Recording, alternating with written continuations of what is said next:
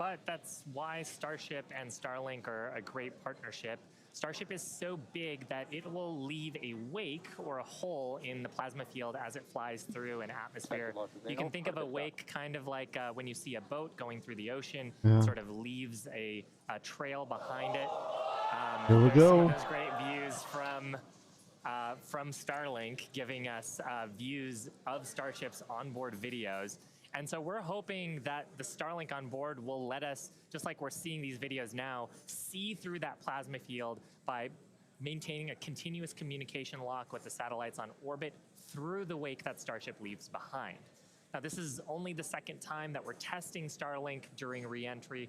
So even though we do have these great visuals now, don't be surprised if we manage to get some signal hiccups through. We're still learning about what that wake will actually look like in practice and whether we're able to get that live continuous high-speed data during re-entry. Yeah, that's right. And one of the really primary reasons we want to use Starlink is to just gather as much data as possible. It's been said the data is the payload on one of these flights. Where we're putting this flight hardware in a real flight environment, trying to learn about it as much as possible. Re-entry is going to be a really critical phase of flight. We really want to know how the ship's going to perform, especially that heat shield as we're going through the hypersonic re-entry. So if something were to go wrong during this re-entry, we want as many paths as possible to collect that information, that data, just to, again, just continually feed back into the Starship program to make each flight more reliable, more successful. Acquisition signal, Mauritius.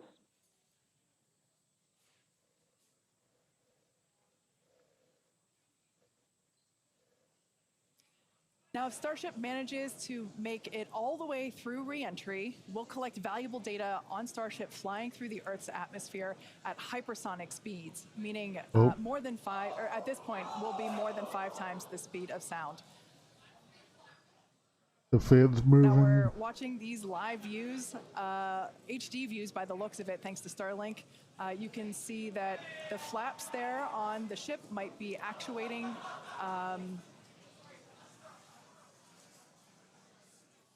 Certainly some incredible visions of planet Earth behind Starship. Oh, yes. Now, we've already validated Starship's ability to fly and land at subsonic speeds. You might recall those suborbital flights from a few years ago. You can see those flaps there. So getting data on aspects like heating and control while traveling way faster than we did before is going to be critical to eventually bringing Starships back from space for rapid reuse. So I mentioned those flaps. That's one of the things that enables Starship to help control itself and survive the heat of reentry, which, like we said before, we're expecting that reentry to occur around T plus 49 minutes. So we're getting pretty close here. And what you're seeing here, it looks like the vehicle is sort of moving back and forth. Part of what you're also seeing is one of the cameras, this onboard view that we have, is on the end of a flap. Starship has front flaps and rear flaps in the vehicle. So we've got 4 of those. And, oh man, we can see the heating on those flaps as we're starting to re-enter the Earth's atmosphere. This is where the Earth's atmosphere is doing the work to slow us down. Wow. We hope to maintain these views throughout. Starship is so big that we're hoping that the plasma field doesn't entirely blanket the entire vehicle. Right now, it is not. The Starlinks Views brought to you by Starlink. Yeah, the Starlinks are still communicating and still capturing the data and the video that we see here. I mean, Shiva, this is just absolutely incredible views. We've never seen anything like this before. This is the biggest flying object ever in space. Absolutely, Kate. And it's important to note, with the ascent burn that we did was to get us to orbital velocities, even though we were on a nearly orbital trajectory. So the heating and the loads that Starship is going through right now are what it would be getting if it were recovering from an orbital mission. And just the fact that we have views through entry, this is incredible. Yeah. Again, this is the furthest and fastest that Starship has ever flown. And you can definitely tell by the crowd here in Hawthorne. Beautiful. Doing their work. Amazing. We talked about it earlier up to 2,600 degrees Fahrenheit that those heat shield tiles are dissipating as we are re-entering. Yeah, now this was one of the critical, or rather the key mission objectives that we were hoping to hit today. We have never, like I said before, this is the fastest and furthest that Starship has ever flown. So this is the first time that we're getting to collect this re-entry data and understand how these 18,000 hexagonal heat shield tiles are working together to protect the belly of Starship as it re-enters the Earth's atmosphere. Once again, the atmosphere is doing us a big favor here by... 80 kilometers altitude. The atmosphere is actually doing us a huge favor here by acting as a braking system for Starship as it re-enters the atmosphere. And that's part of the reason why the flaps are so important. We're using the body of Starship and the drag from the atmosphere to slow us down from orbital speed. But you want the vehicle to remain stable. You want those heat shield tiles pointed down so they can absorb the heat of the Earth's atmosphere. And so that's the purpose that they are serving during the hypersonic phase and then again during the subsonic phase. Absolutely. So like we said, these views are being provided by a couple Starlink terminals that are positioned on Starship itself. As that plasma builds, we're hoping that we can bring these views back to you, but you can see the telemetry there on the right-hand side of your screen. If you watch closely, you can see the speed decelerating. Again, that's the friction of the atmosphere resulting in this plasma field, or excuse me, the blanket that is potentially blocking the Starlink terminals right now. So we'll bring those views back to you if we get them. But right now, for those of you that have recently joined, Starship is currently re-entering Earth's atmosphere. This is super exciting because it's the furthest and fastest that Starship has ever flown. It's just absolutely incredible. Major test milestone, something we wanted to accomplish on Flight 2, getting to it today. So just awesome. Now, we actually have some heat shields here. So these are what's doing all the work on Starship right now. There are 18,000 hexagonal heat shields like these. So this one that I have is flat, like this is what would be positioned on the flaps of Starship, whereas Shiva has something a little different. Yeah, the one I have would be on the curved surfaces of Starship. I'll just put it in frame here. So we've got these attached at various points around the vehicle. Like you said, Kate, 18,000 of these tiles around, and they're doing the work to make sure that the structure of the vehicle doesn't carry all that thermal load so we can recover the vehicles eventually and get to rapid reuse on them. They're really lightweight. They sound a little different than I would have expected them to, but they are ceramic. And these are what's helping Starship survive through this period of entry. We're not sure how far we're going to make it. Again, this is the furthest that we've gotten in our test flight, but the further we fly, the more data that we can get, and that's ultimately the measure of success here, which I mean, I think today has been a huge success given where we've gone and how much further we've gotten with both the booster and Starship itself. And one of the beautiful things about Starlink on board the vehicle, we were getting that high-speed video. High-speed video is a very high data rate, and usually video comes after you get your telemetry.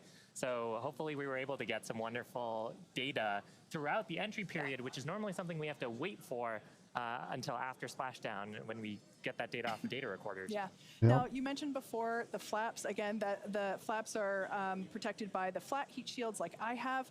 There are 4 of those positioned on Starship, 2 at the forward end or the top end, and 2 at the bottom or aft end. And they operate independently to aerodynamically control the vehicle's attitude or positioning during atmospheric flight and enable precise landing at the intended location. So today we are intending to splash down in the Indian Ocean, and we're hoping that we can make it that far, but regardless, it is an exciting end to what has been an exciting day. Nice. Absolutely, and I mean, we've had some tests in the past. We had suborbital campaigns where we have tested out the aerodynamic flaps at subsonic speeds, so that's below the speed of sound. At hypersonic speeds, well, supersonic speeds first, so faster than the speed of sound, and then hypersonic speeds, so that's more than 5 times the speed of sound. The equations of motion change, how the vehicle responds changes. So going through that control phase where we're going from faster than the speed of sound to below the speed of sound was one of the objectives today. Yeah. And that's actually a great point, because we are expecting that entry subsonic period to occur around T plus 1 hour and 3.5 minutes. So we're not there yet. We're about 10 minutes away from that point. So again, that is when Starship would be traveling slower than the speed of sound, thanks to the atmospheric braking system. And so right now we're still waiting to see if we're going to get data back from this ship. We might be in a bit of a blackout period right now. So still waiting to hear the status on it. But yeah, we got to the actual entry portion of today. We started into peak heating, which was just a really big milestone. Starship is pretty unique in the way that it re-enters, especially for something reusable. The closest parallel has been the space shuttle. When we're comparing Starship to like when we bring a Falcon 9 booster back, we're talking about 20 times the energy given the velocity that we're moving at, and all of that energy just gets converted into heat, and then we need to use those tiles to just help dissipate that heat. They're not ablative like you would see on something like Dragon, which uses an ablative in the capsule shape. So they are these tiles that are made to be reusable. So any data we're getting on the actual temperatures it was seeing during heating, all of that is just really hugely valuable. Where Starship is really unique is, and Kate and Shiv have talked about it a couple of times, is once we're through this kind of hypersonic section and we get down to the subsonic. And that's where we really learned a lot and proved that Starship's really just its basic shape could work. And we did that during the suborbital campaign. Again, if you compare it to the shuttle, which entered, it had the wings. It had a similar heat shield system, but it had wings, and then was almost flown like a glider once it re-entered and was down to those subsonic speeds. With Starship, we're not doing that. We're just coming straight down. We'll hit terminal velocity, which with Starship is around 200 miles an hour, and then we use a flip maneuver to ignite those engines, do a landing burn, and then touch down on the ground. So you don't need a runway. We're doing that, again, designed because when we go to the moon, when we go to Mars, there's not going to be a runway there for us, and so that propulsive landing is going to be really important. This is an animation of pretty much what we were just watching on actual Starship video, which is pretty incredible. But we go through peak heating. One of the benefits of today's trajectory, actually, we got closer to what the heating profile will be on just a normal mission when you compare it to our previous flights, which were headed out to Hawaii. So we go through peak heating, and then we hit subsonic, and then Starship splashes down in the ocean. Again, we're not doing a landing burn on this flight, and we're not expecting Starship to survive the impact. We're not going to be recovering any of the hardware. For now, though, we are just still waiting to see if we're going to get some signal back. We're currently at a loss of signal with Starship. Don't know for sure what its status is, and so we're just continuing to listen in. But it was pretty incredible seeing the flaps really do their thing to maneuver the vehicle as it's moving through hypersonic. Starship, if it gone this far. One of the big trade-offs between something like Shuttle and Starship is and it's still atop too.